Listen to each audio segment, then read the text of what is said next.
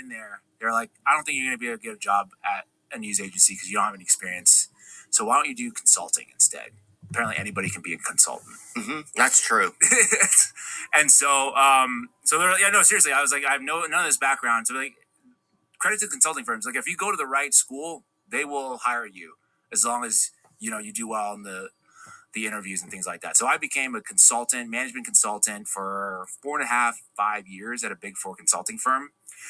And it just so happens coincidentally. So then COVID hit like maybe a year after I started working in consulting.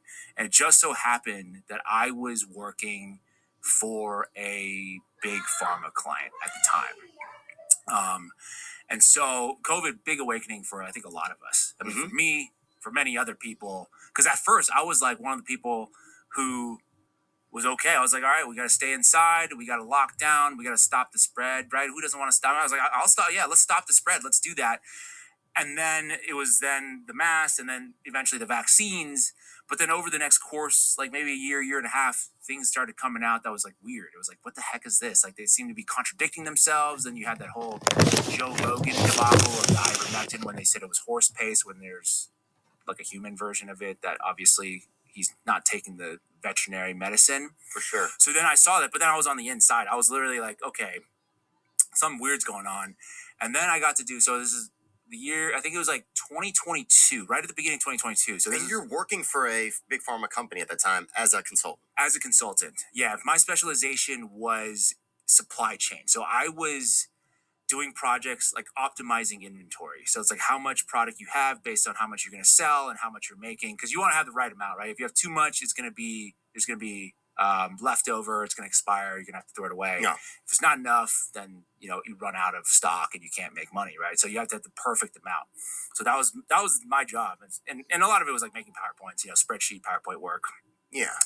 And so then we did this project at the beginning of 2022 for this big pharma client. I can't say which one for legal reasons, but it was one of the manufacturers of the COVID-19 vaccine. And one of the projects that we did was looking at the totality of the inventory they had within this product.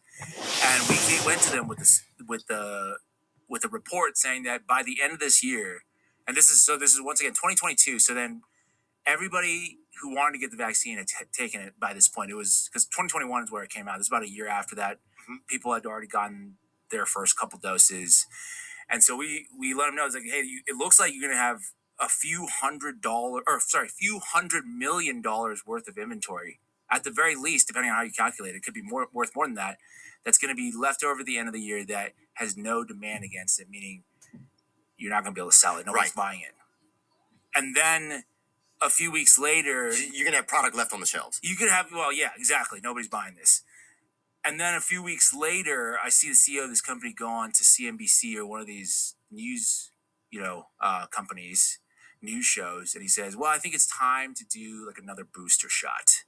And so then to me, I was like, holy fuck, this whole thing is I can't do this anymore. I was like, I'm out. So they created the booster because, we have extra left over, of course. I mean, people say that, but then they'll call you a conspiracy theorist for saying that because they're just like, no, there's scientific backing to this and that. But I'm on the inside. I'm like, this seems like a pure financial decision. Dude, Magellan was a conspiracy theorist, wasn't he? What, for going around the world? Well, no. Yeah. Who's the guy that prophesized that there was another place to go sail to?